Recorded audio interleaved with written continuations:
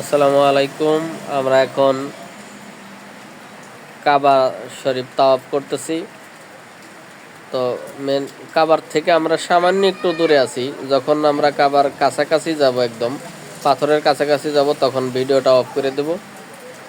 তো এরপরে আমরা যাব সেই সাফা, এটা কাবা তাওয়াফ করার পরে আমরা যাব সাফা মারা দৌড়ানোর জন্য।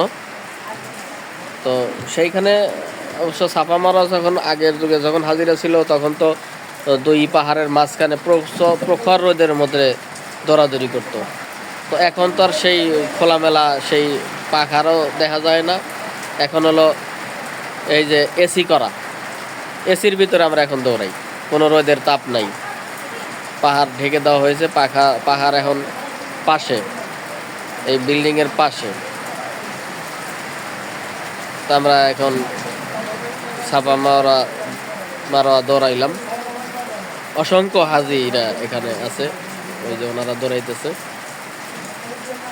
তো এরপরে আমরা যাব মদিনায়। এটা হচ্ছে মদিনাতুল মুনাওয়ারা, মসজিদে নববী। এখানে আমরা জুম্মার নামাজ পড়ার উদ্দেশ্যে আসছি। তো এইটার এই মসজিদ নববীর পাশেই নবীজির রওজা, নবীজি এবং আয়েশা সিদ্দিকার কবর একসাথে।